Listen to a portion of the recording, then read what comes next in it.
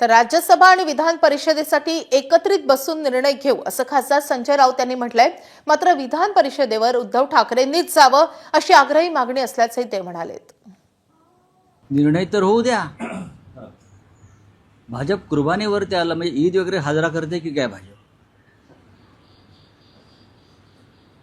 लक्षात घ्या की महाविकास आघाडीची एकच जागा जाईल राज्यसभेसाठी, तेवढं संख्याबळ आमच्याकडे आहे। निर्णय एकमतानंच होणार आहे ना। आदित्य ठाकरे बोलले ते योग्य आहे। शरद पवार या देशाचे मोठे नेते आहेत। काँग्रेस पक्षाचेही काही लोक निवृत्त झालेले आहेत। शिवसेनेच्या सुद्धा एक सदस्य आमच्या प्रियांका निवृत्त झालेल्या आहेत। प्रत्येक पक्षाला वाटतं की आम्ही महाविकास आघाडीचे महत्त्वाचे घटक आहोत, आम्हाला संधी मिळावी, हे प्रत्येकाला वाटणं साहजिक आहे। पण आम्ही एकत्र बसू आणि निर्णय घेऊ। सुरुवातीला अशी झटापट होते सर्वच राजकारणामध्ये, सुरुवातीला अशा प्रकारची झटापट ही होते, राजकारण आहे ना। पण शेवटी आम्ही एकत्र बसून एकमतानं निर्णय घेतला जाईल। त्याच्यामध्ये काँग्रेस असेल, राष्ट्रवादी काँग्रेस असेल, काँग्रेसचा निर्णय हा दिल्लीतून होतो, बरोबर। शिवसेना आणि राष्ट्रवादी काँग्रेस, शरद पवार हे निर्णय मुंबईतच होतात किंवा महाराष्ट्रात होतात। एकत्र बसून निर्णय घेतले जातात। कठीण कशा करता असेल? राज्याचे माजी मुख्यमंत्री आहेत, शिवसेना पक्ष प्रमुख आहेत, त्याच्यामुळे विधान परिषद कोणी लढवायची, राज्यसभा कोणी लढवायची या संदर्भात मी म्हटलं ना, निर्णय घेतला जाईल। राज्यसभेच्या बाबतीमध्ये सुद्धा शरद पवारांसारख्या नेत्याची इच्छा आहे। अशा वेळेला त्यांचा पक्ष काय भूमिका घेतो आहे किंवा ते स्वतः काय उघडपणे भूमिका घेतात, त्याच्यावरती बऱ्याच गोष्टींचे निर्णय होतील पुढे। शिवसेनेचं संख्याबळ सगळ्यात जास्त आहे। विधान परिषदेमध्ये माननीय उद्धव ठाकरे यांनी जावं अशी आमच्या सगळ्यांची इच्छा आहे। त्या संदर्भात आम्ही उद्धवजींना विनंती करू आणि पुढे काय ते पाहू। तर संपूर्ण राज्याचं लक्ष लागून राहिलेल्या भिवंडी महापौर निवडणुकीतून मोठी बातमी येते। भिवंडी महापौर पदाची आज निवडणूक पार पडणार आहे। भिवंडी मनपात महापौर पदावर नारायण चौधरींच्या नावावर जवळपास शिक्कामोर्तब झालंय। नारायण चौधरी यांनी काही नगरसेवकांचा गट तयार केल्यानं भिवंडी सेक्युलर पार्टीचा महापौर बसणार हे जवळपास निश्चित मानलं जातंय। नारायण चौधरीच महापौरपदी विराजमान होतील अशी दाट शक्यता वर्तवली जाते। पक्षांतर बंदी विरोधी कायद्यानुसार कारवाई होऊ नये यासाठी 14 ते 15 नगरसेवकांचा गट तयार करण्याची तयारीही सुरू असल्याचं समजतंय। नारायण चौधरी महापौर बनले तर भाजपला हा मोठा धक्का मानला जातोय। निवडणुकीच्या एक दिवस आधीच भिवंडी भाजपचे महापौर पदाचे उमेदवार नारायण चौधरी हे आपल्या सहकाऱ्यांसह सेक्युलर फ्रंटमध्ये सहभागी झालेत। काँग्रेसकडून तारिक मोमीन यांनी उमेदवारी अर्ज दाखल केलाय। त्याशिवाय भाजपच्या दुसऱ्या गटानं स्नेहा पाटील यांचा अर्ज महापौर पदासाठी भरला असून शिंदेच्या शिवसेनेनं सुचित्रा म्हात्रे आणि बाळाराम चौधरी यांचा उमेदवारी अर्ज दाखल केलाय।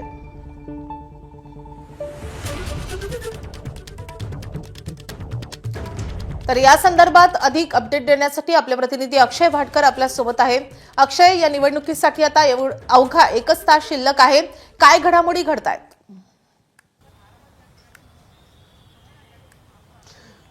माधवी, जसं तू आता सांगितलंस की भाजपमधून एक गट नाराज झाला, कारण की स्नेहा पाटील यांना उमेदवारी जाहीर करण्यात आली, त्यामुळे नारायण चौधरी नाराज झाले आणि तो भाजपचा गट जो आहे तो काँग्रेससोबत येऊन नारायण चौधरी हे महापौर बनण्याची शक्यता आहे। आणि ज्यांच्याकडे उपमहापौर पद देण्यात आलेलं आहे ते आहेत काँग्रेसचे तारिक मोमीन।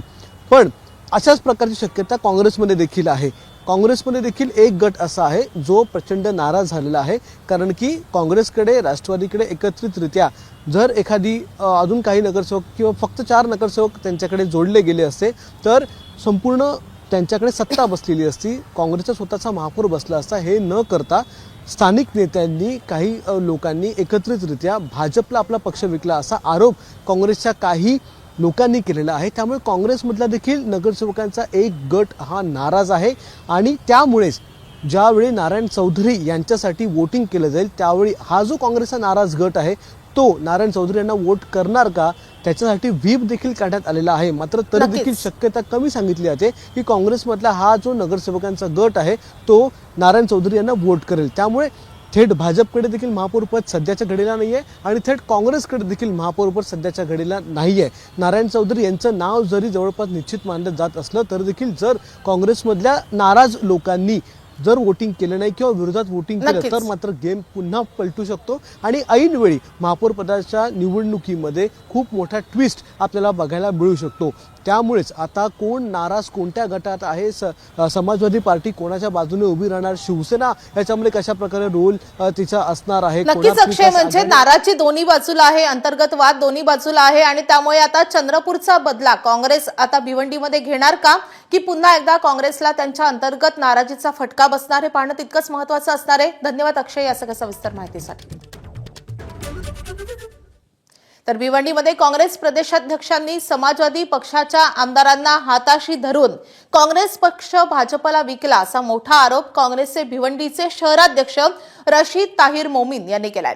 या संदर्भात लेखी तक्रार मोमीन यांनी थेट काँग्रेसचे नेते राहुल गांधी यांच्याकडे केली आहे. शहराध्यक्षांच्या या नाराजीमुळे काँग्रेसमध्ये देखील नाराजी उफाळून आली असल्याचं बोललं जात आहे.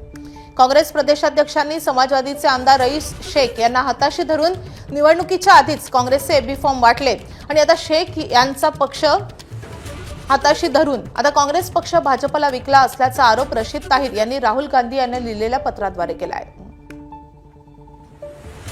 ज्याप्रमाणे प्रदेश काँग्रेस जे आहेत डायरेक्ट सिच्युएशनचं डील करत आहेत, डायरेक्ट ते रईस शेखला धरून जे आहेत आणि सर्व आदेश काढत आहे, व्हीप काढत आहे आणि जिल्हाध्यक्षाला न कळवता हे सर्व काम करत आहे. यावर पूर्ण भिवंडीमध्ये पूर्ण आमची कार्यकारिणी जे आहेत, आमचे लोक आहेत काँग्रेसमध्ये, सर्व लोक नाराज आहेत.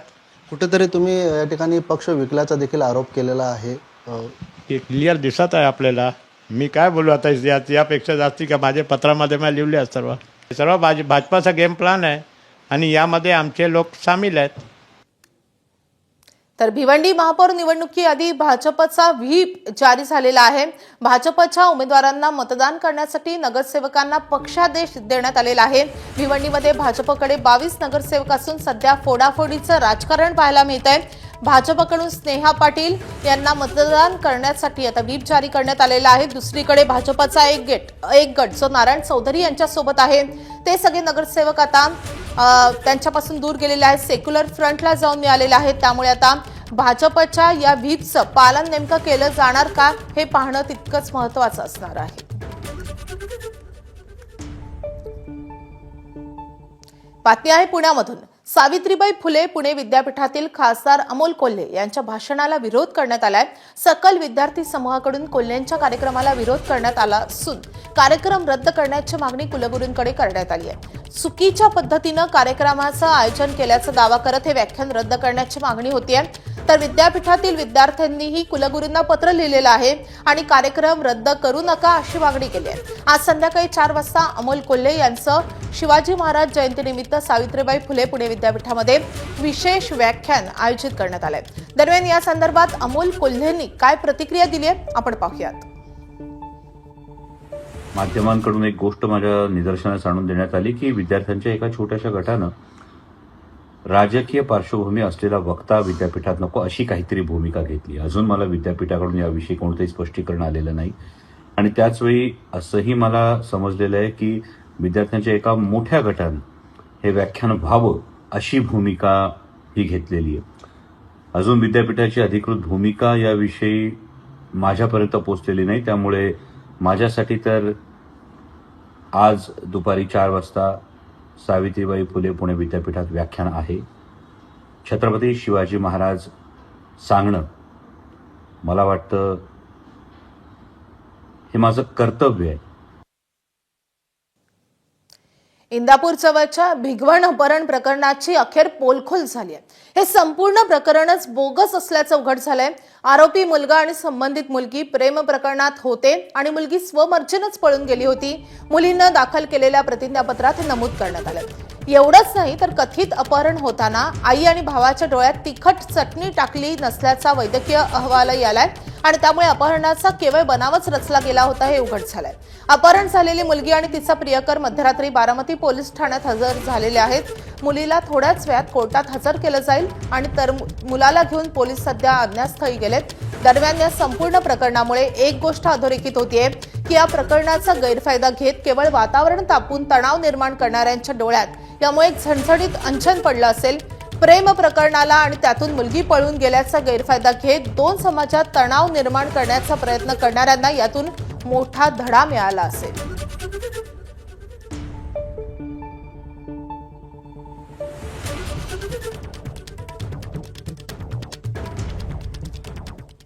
दरम्यान या प्रकरणी मुलीच्या नातेवाईकांनी काय प्रतिक्रिया दिली आहे आपण पाहूयात। ते म्हणते चटणी टाकली नाही, चटणी तिथं आहेच, ती पोलिसांना बी सापडली। आणि दुसरं एक आजच्या व्हिडिओमध्ये जी टाकली तिने की माझ्या भावाच्या मोबाईलवरून कॉल केला, तिच्या मोबाईल असताना तिने भावाच्या मोबाईलवरून कॉल का केला, पोलिसांनी ही कसून चौकशी करावी। आणि आरोपींच्या ताब्यात माझी भाची दिली नाही पाहिजे। 2020 पासून भाची जलालपूरमधली होती आणि मग जलालपूरमध्ये असताना इकडे कशी रिलेशनशिपमध्ये आली, ही सगळा तिच्यावर दबाव आणलाय त्यांनी। ती म्हणाली की माझं 9 वर्षापासून प्रेम संबंध होते आणि आजच्या ह्याच्यातनं परत निष्पन्न केलं तर माझे 1 वर्षापासून संबंध होते। तर ही तफावत कशी आहे किंवा बनवताना व्हिडिओ कसे बनवलेत हे आम्हाला काय पूर्ण आम्ही त्या गोंधळात आहे की नक्की खरं सत्य काय आहे, हे सत्य काय बाहेर यायला तयार नाही।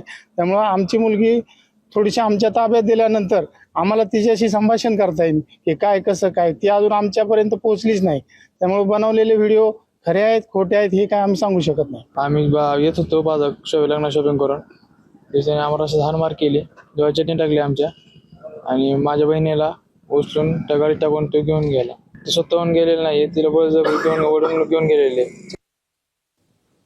तर प्रेम प्रकरण होतं तर पळून जायची काय गरज होती असा सवाल भाजपचे आमदार गोपीचंद पडळकर यांनी उपस्थित केलाय। मुलीचं स्टेटमेंट हा सगळा बनाव असल्याचाही दावा त्यांनी केलाय। आमदार गोपीचंदजी पडळकर आपल्यासोबत आहेत।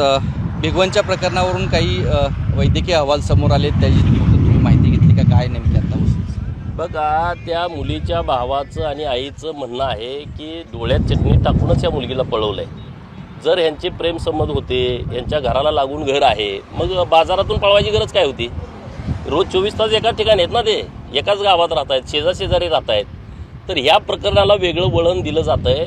तर पोलीस प्रशासनाला आव्हान आहे, विनंती आहे की याच्या मुळामध्ये जाऊन या प्रकरणाच्या पाठीमागं कोण आहे, यांना सपोर्ट कोण करत आहे, याच्या पाठीमागं कोणाची शक्ती आहे, हे सर्व तपासून यांच्यावरती गुन्हे दाखल केले पाहिजेत आणि मुलगी आईच्या ताब्यात दिली पाहिजे, हीच आमची मागणी आहे। आता मध्यरात्री मुलगी बारामतीत आली आहे सांगितलं गेलं, मुलगा अज्ञातस्थळी पोहोचवला गेला आहे। पण आत्ताची माहिती येते की वैद्यकीय अहवालामध्ये अशा पद्धतीची चटणी टाकून पळवून नेल्याचं कुठे दिसत नाही। काल जेव्हा परवा मी तिथं गेलो, त्या पोराच्या डोक्यात तशीच चटणी होती। जेव्हा पंचनामा पोलिसांनी केला तेव्हा तिथं चटणी दिसलेली आहे। ती काय घरातून घेऊन गेलेली ना, त्याला माहीत आहे का हे असं प्रकरण घडणार आहे म्हणून।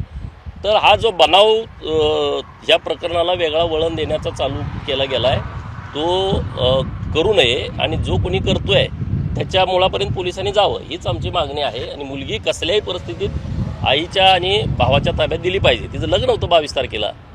हे जो आजार आहे तो अशा मुलांना पुढं करतोय, त्यांना 2 नंबरचे जे पैसे येतोय तो त्यांना पुरवतोय आणि ज्या मुलींना वडील नाहीत अशा मुलींना टार्गेट केलं जात आहे। 25 मुलींची प्रकरणं इंदापूर तालुक्यात घडलेत। हे काय साधी बाब नाही आहे, अतिशय सिरियस घेण्याचा हा प्रकार आहे। आणि त्यामुळं मग त्या मुलीची स्टेटमेंट पाठवणं, अमुक करणं तमुक करणं, हे जे सगळं चालू आहे ते थांबवावं आणि मुलीला ताब्यात देऊन त्या मुलावरती गुन्हा दाखल करावा। त्याच्या पाठीमागं कोण आहे त्यांच्यावरती गुन्हे दाखल करावे। आता अहिल्यानगरमधून एक धक्कादायक बातमी येते।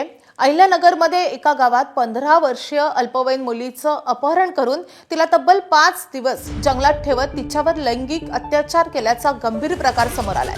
राहुरी पोलिसांनी मोठी कारवाई करत जंगलातून मुलीची सुटका केली आहे। मुख्य आरोपीसह तिघांना अटक करण्यात आली आहे। 13 फेब्रुवारी रोजी कॉलेजला जाते असं सांगून घराबाहेर पडलेली 15 वर्षीय मुलगी परतलीच नाही। पालकांनी तत्काळ राहुरी पोलीस ठाण्यात तक्रार दाखल केली। या प्रकरणात मुख्य आरोपी मुख्तार हैदर पठाण, कौसर हैदर पठाण, आकाश शरद संसारी यांना पोलिसांनी अटक केली आहे। मुख्य आरोपीवर अपहरण आणि लैंगिक अत्याचाराचे गंभीर आरोप ठेवण्यात आलेत। या प्रकरणाला आता लव्ह जिहादचा अँगल जोडला जात असून राजकीय वातावरणही तापलंय। पीडितेच्या जबाबानुसार पॉक्सो आणि लैंगिक अत्याचाराची कलमं लावण्यात आली असून पुढील तपास सुरू आहे। या घटनेच्या निषेधार्थ संबंधित मुलीच्या गावात बंद ठेवण्यात आला होता।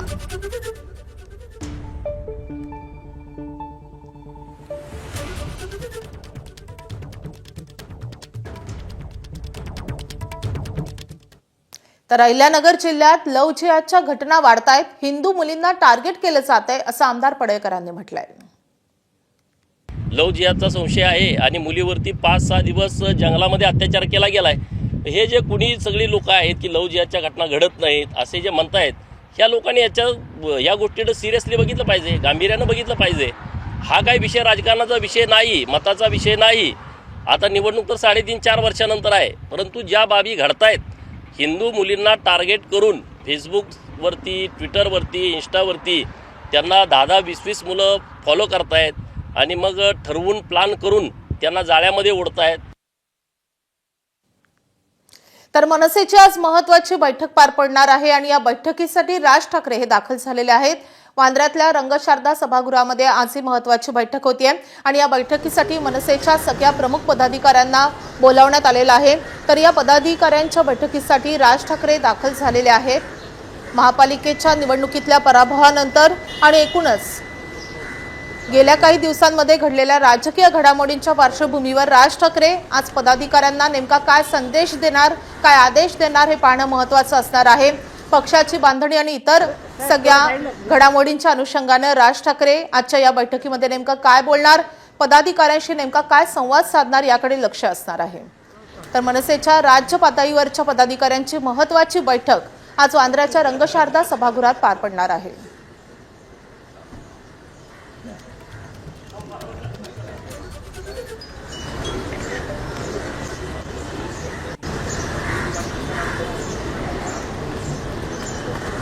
या बैठकीला मनसेचे महाराष्ट्रातील सर्व नेते, सरचिटणीस, सचिव, उपाध्यक्ष, जिल्हाध्यक्ष, उपजिल्हा अध्यक्ष, तालुका अध्यक्ष, उपतालुका अध्यक्ष, शहर अध्यक्ष, उपशहर अध्यक्ष हे सगळे महत्त्वाचे पदाधिकारी उपस्थित राहणार आहेत. काही वेळातच या बैठकीला सुरुवात होणार आहे. तर राज ठाकरे रंगशारदा सभागृहात या बैठकीसाठी दाखल झालेत.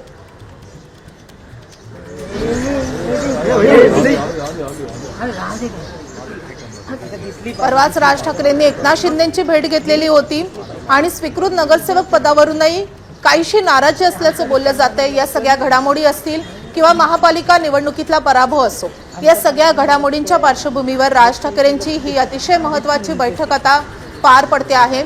या बैठकीच्या माध्यमातून राज्यभरातल्या मनसेच्या पदाधिकाऱ्यांना राज ठाकरे काय आदेश देतात हे पाहणं महत्त्वाचं असेल.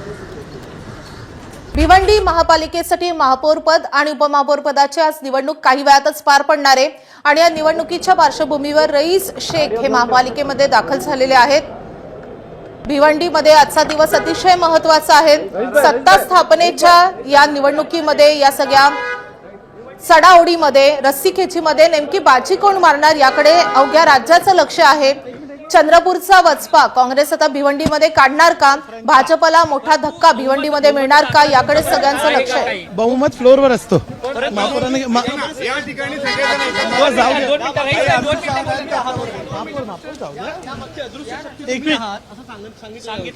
अदृश्य तर तुम्ही मला कसं बघू शकतात. काही लोक तुमच्या संपर्कात होते. आम्ही शहदेला बोलण्यापेक्षा आम्ही आमच्या विचारांची जी लोक आहेत, ज्यांनी आमच्या विचारांचा पुरस्कार केला, त्या लोकांना सोबत घेतलं. बदला नाही हो, आम्ही कोणाला तोडत नाही, आमचं जोडायचं काम आहे.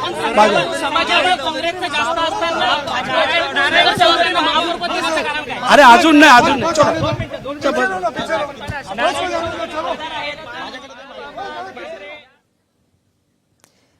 तर सध्या दिल्लीत देवेंद्र फडणवीस बोलतात, आपण थेट जाऊयात. चांगला प्लॅटफॉर्म एआयचा शेतीच्या क्षेत्रात महाराष्ट्राने तयार केला. 25 लाख शेतकरी आज हा प्लॅटफॉर्म यूज करतायत आणि एआयच्या माध्यमातून आपल्याला प्रोडक्टिव्हिटी वाढवता येते. एआयच्या माध्यमातून आपल्याला लोकलाइज या पद्धतीनं क्लायमेटची माहिती देता येते. आपल्याला त्या ठिकाणी जी काही कीड वगैरे निर्माण होते त्याच्यापासून बचाव करता येतो आणि ही सगळी जी काही व्यवस्था आहे ती त्या ठिकाणी मी मांडलेली आहे. आणि यासोबत आपल्याला माहिती आहे की ॲग्रीस्टॅक तयार केलेला आहे. या सगळ्यांचं एकत्रीकरण करून एआयचा उपयोग करून उत्पादकता वाढवणे, उत्पादन खर्च कमी करणे आणि वातावरणाच्या बदलाचा परिणाम आपल्या शेतीवर होऊ नये, ही याच्या पाठीमागची आपला उद्देश आहे. आणि पुढच्या काळात ज्यावेळेस महाराष्ट्रात एआय फॉर ॲग्रिकल्चर ही आपली समिट होईल त्यावेळी जगभरातनं लोक किंवा वेगवेगळ्या राज्यातनं लोक त्या ठिकाणी आले पाहिजे, तसा आपला प्रयत्न आहे. सगळ्यात अगोदर महाराष्ट्रात असेल हे जे सगळ्यात अगोदर आपण तयार केलं, त्यानंतर देशभरामध्ये या सगळ्या संदर्भात अरे एका वेळी एक जण, एका वेळी एक जण. संदर्भात बोललं जातं. मुळात तो फंड किंवा जे बजेट पाहिजे ते कुठे ना कुठे लाख असतं. राज्य स्तरावर पण तसाच सिनारिओ कुठे ना कुठे दिसतो. महाराष्ट्र हे पहिलं राज्य आहे की ज्यांनी AI इन ॲग्रिकल्चर करता 500 कोटी रुपयाचा फंड आपण तयार केला. आणि AI करता फंडची आवश्यकता नाही आहे, मेजर आवश्यकता आहे डिजिटल पब्लिक इन्फ्रास्ट्रक्चर तयार करणं आणि त्यासोबत ट्रेंड असलेले AI मॉडेल्स तयार करणं. या दोन्ही गोष्टी महाराष्ट्र करतोय. भाऊ, सगळ्यात अगोदर आपलं राज्य होतं, त्यांनी ते हे मॉडेल मांडलं आणि देशाने स्वीकारलं. हे मला अतिशय आनंद आहे की आता आपला महाविस्तार जो आहे हा देशामध्ये स्वीकारला जातो आणि भारत विस्तार या रूपानं आता हा प्लॅटफॉर्म तयार होणार आहे.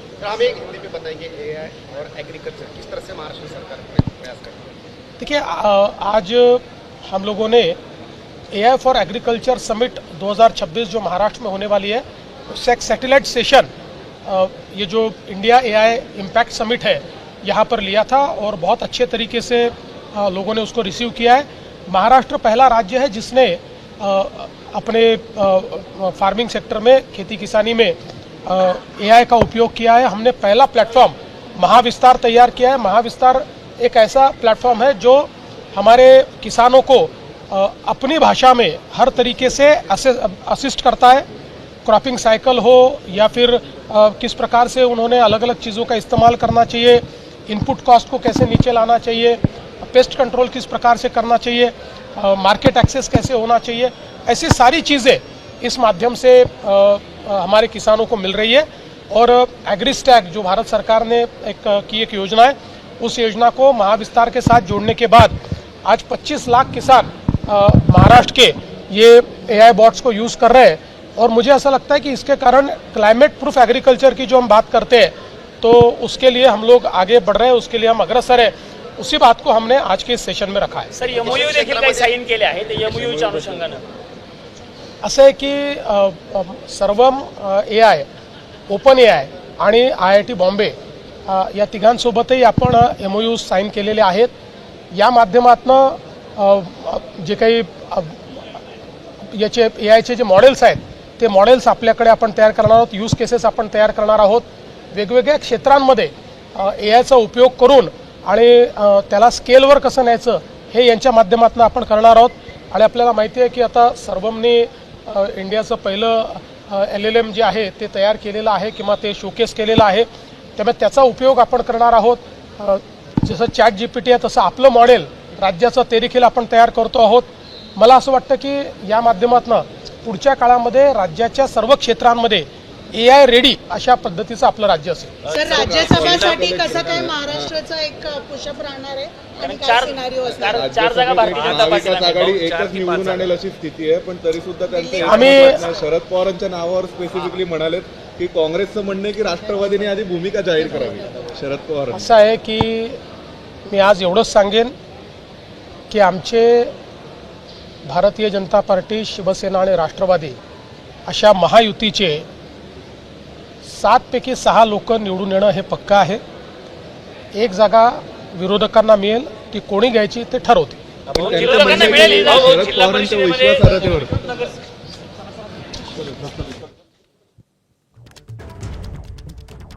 तर AI ते राज्यसभेच्या निवडणुकीसंदर्भातही मुख्यमंत्री फडणवीसांनी भाष्य केलंय.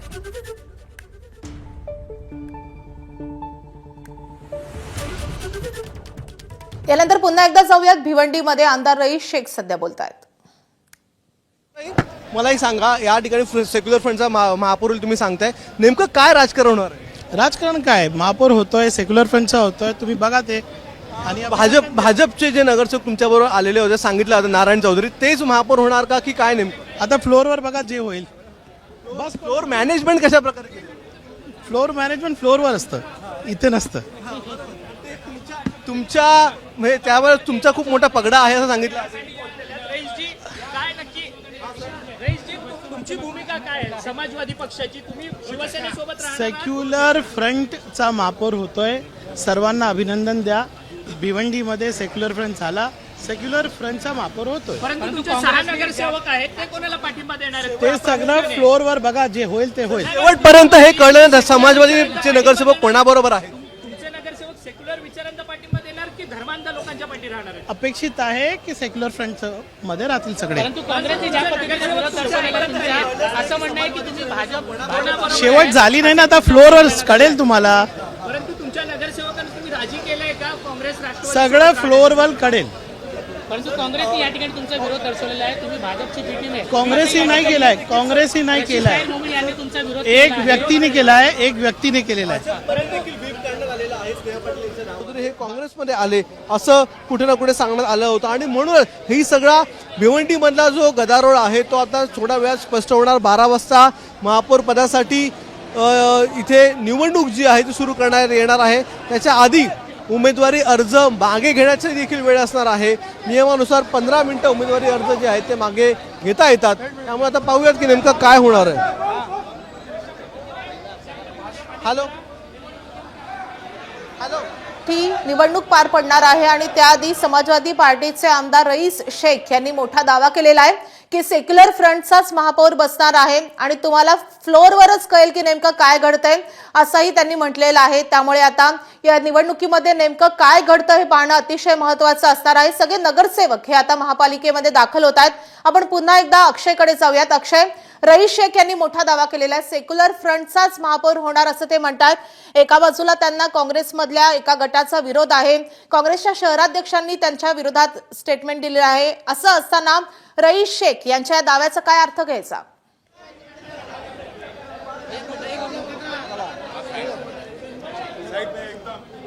भिवंडीमधली ही संपूर्ण घडामोड आपण पाहताय. भिवंडीमध्ये गेल्या काही वेळापासून अचानक इथे राजकीय घडामोड जी सुरू झालेली आहे. काँग्रेसचे 42 एकूण काँग्रेसकडे जे आहे ते संख्याबळ आहे.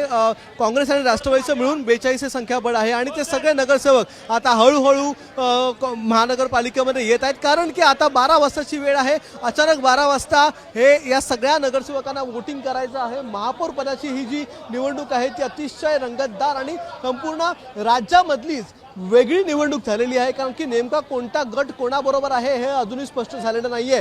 जरी काँग्रेस आणि राष्ट्रवादी एकत्र यांनी गट स्थापन केला असता, सेक्युलर फ्रंट स्थापन केली असती तरी त्यांच्याबरोबर समाजवादी पार्टीचे 6 नगरसेवक येणं अपेक्षित होतं. मात्र अचानक समाजवादी पार्टीचे नगरसेवक जे आहेत त्यांनी आमदार रईस शेख यांची साथ देण्यास नकार दिला होता आणि त्यानंतर सगळी गणितं बदलली. मग भाजप या ठिकाणी पुढे आलं आणि भाजपने देखील सत्ता स्थापनेचा प्रयत्न केला. मात्र भाजपकडे देखील आता या ठिकाणी संख्याबळ नाही अशी शक्यता आहे. कारण आधी भाजपने नारायण चौधरी यांचं नाव जाहीर केलं होतं, त्यानंतर त्यांना विरोध झाला. मग शेवटी स्नेहा पाटील यांचं नाव जे आहे ते जाहीर करण्यात आलेलं होतं आणि त्यामुळेच भाजपचे नारायण चौधरी यांनी काही नगरसेवकांना घेऊन काल काँग्रेसमध्ये जाण्याचा प्रयत्न केलेला आहे. आणि ही सगळी जी घडामोड आहे ती सगळ्यांसमोर झालेली आहे. पण अंतर्गत देखील अनेक घडामोडी झालेल्या आहेत आणि यामध्ये शिवसेना देखील मोठ्या प्रमाणात पक्ष आपली सत्ता स्थापन करण्याचा प्रयत्न करण्यामध्ये आहे. कारण की शिवसेनेकडे देखील संख्याबळ जुळवाजुळवी सुरू होती.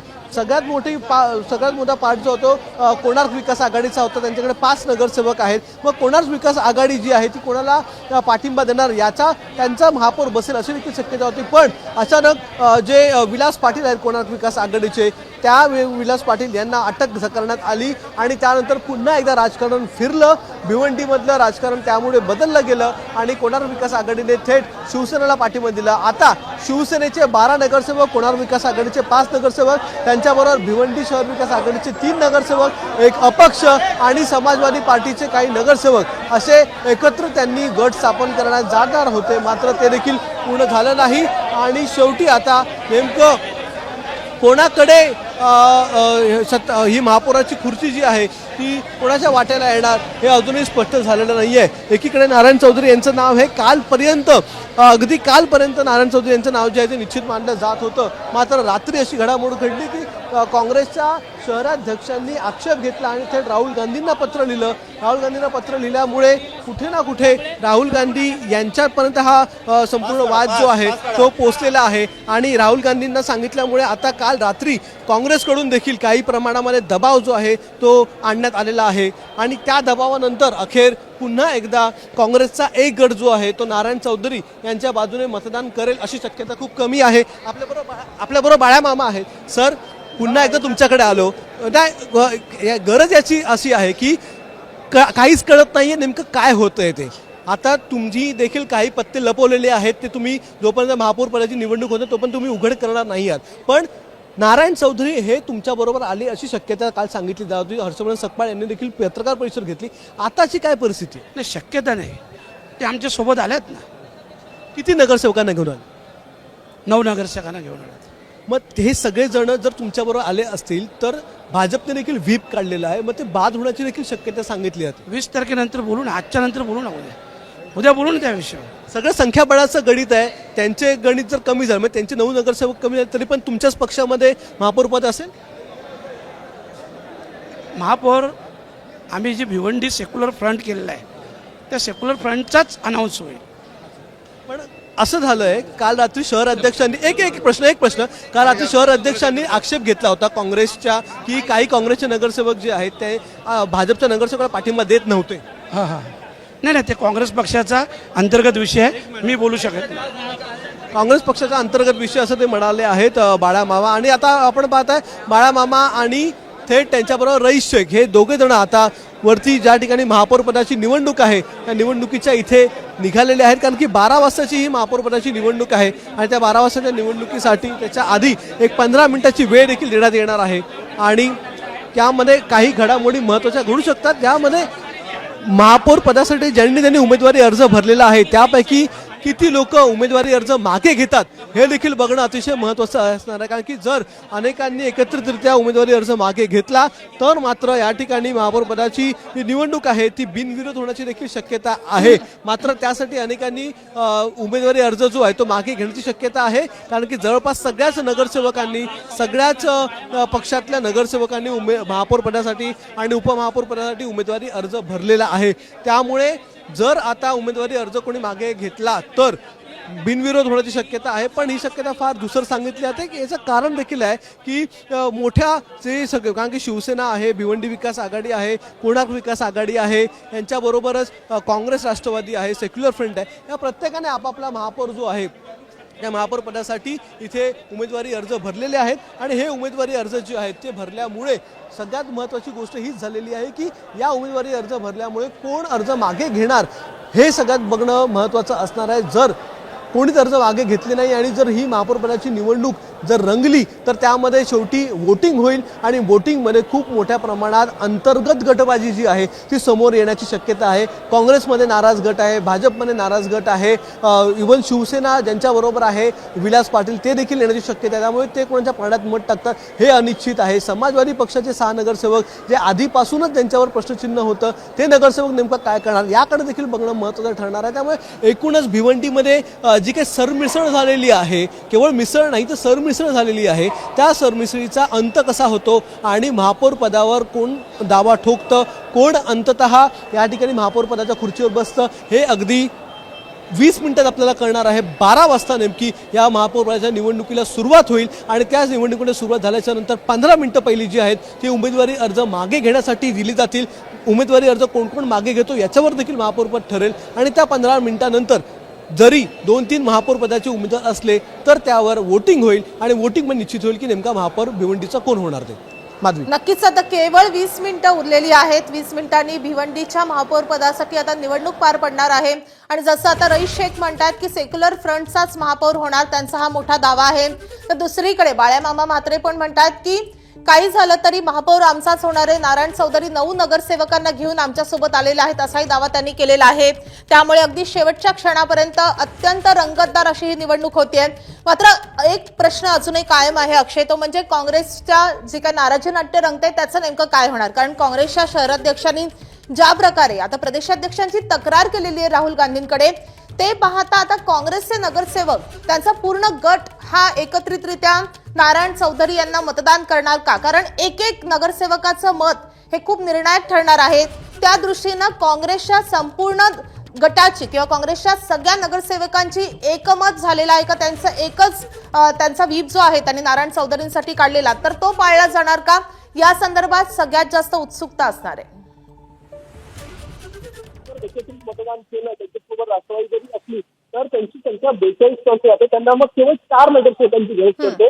की 4 नगरसेवक हे जसं की आता बाळाबाबा म्हणाले, नारायण चौधरी आमच्याबरोबर आलेले आहेत, आमच्याकडे 9ची संख्या झालेली आहे, त्यामुळे त्यांच्याकडे 42+9 असे 51 नगरसेवक जे आहेत ते त्यांच्याकडे सध्या आहे. त्यामुळे काँग्रेसच्या पारडा अतिशय जड आहे. पण जी शक्यता ती सांगितली की अंतर्गत गटबाजी आहे, काही लोक नाराज आहेत. जर अशा प्रकारची संख्या कमी झाली काँग्रेसची तर त्याच्यामध्ये ही संख्या पुन्हा 51 वरून 43च्या खाली येऊ शकते आणि असं झालं तर पुन्हा एकदा पेच निर्माण होईल.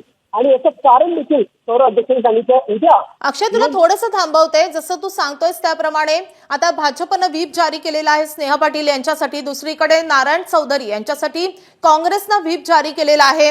आता सेक्युलर फ्रंटचाच महापौर असा मोठा दावा रईस शेख करतायत. त्यामुळे खूप रंगतदार अशा घडामोडी घडतात. अगदी शेवटच्या क्षणापर्यंत नेमका कुणाचा महापौर होणार हे सांगणं अजून कुणालाही निश्चितपणे अवघड आहे. कारण भिवंडीमध्ये भाजपमध्ये फूट आहे आणि दुसऱ्या बाजूला काँग्रेसमध्ये देखील नाराजी आहे. चंद्रपूरचा वचपा आता काँग्रेस भिवंडीमध्ये काढणार का याकडेही सगळ्यांचंच लक्ष असणार आहे. भिवंडीच्या या सगळ्या वेगवान घडामोडींकडे आपले लक्ष असणार असे. अक्षय, सध्या धन्यवाद या सगळ्या सविस्तर माहितीसाठी.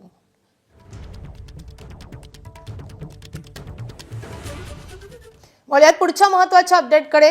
राज ठाकरे आणि एकनाथ शिंदे यांच्या भेटीची इन्स्टा स्टोरी आता समोर आलेली आहे. मुंबईतील अनधिकृत पार्किंगच्या मुद्द्यावर राज ठाकरे यांनी शिंदेंची भेट घेतल्याचं समोर आलेलं आहे. शहराच्या विकासासंदर्भात नगरविकास मंत्र्यांशी राज ठाकरे यांनी चर्चा केल्याचं कळतंय. नगरविकास खात्याचे मंत्री या नात्यानं राज ठाकरेंनी एकनाथ शिंदे यांची भेट घेतल्याचं कळतंय. मुंबईतल्या अनधिकृत पार्किंगच्या मुद्द्यावरून राज ठाकरेंनी एकनाथ शिंदे यांची भेट घेतल्याची माहिती समोर येते. तर राज ठाकरे आणि एकनाथ शिंदे यांच्या भेटीची इनसाइड स्टोरी एबीपी माझ्याकडे आलेली आहे. आपले प्रतिनिधी अजय माने आपल्या सोबत आहे. अजय, एकनाथ शिंदे यांची राज ठाकरेंनी नेमकी भेट का घेतली यावरून अनेक तर्कवितर्क लढवले जात होते.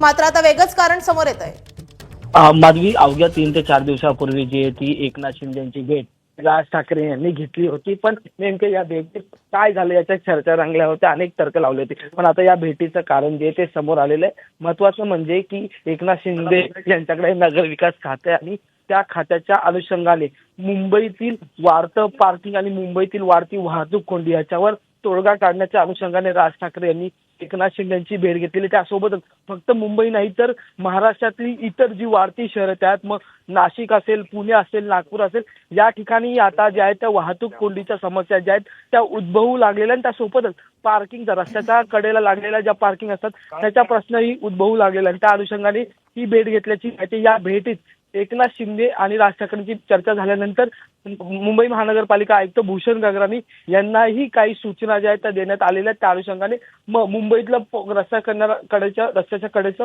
पार्किंग कसं हटवा आणि या वाहनांची व्यवस्था कुठं करायची, त्यासोबतच वाहतूक कोंडीचा मुद्दा कसा सोडवायचा, तसंच नवे जे विकासाचे प्रकल्प सुरू आहेत त्या ठिकाणी पार्किंगची व्यवस्था कशी करायची या सगळ्या अनुषंगाने जी ती चर्चा झालेली. यापूर्वी याच मुद्द्यावर राज ठाकरे यांनी राज्याचे मुख्यमंत्री देवेंद्र फडणवीस यांची सुद्धा भेट घेतलेली आणि ही माहिती जी आहे ती आता माझ्या हाती आली आहे. त्यामुळे उपमुख्यमंत्री एकनाथ शिंदे यांची भेट घेतल्यानंतर अनेक राजकीय चर्चा रंगल्या होत्या.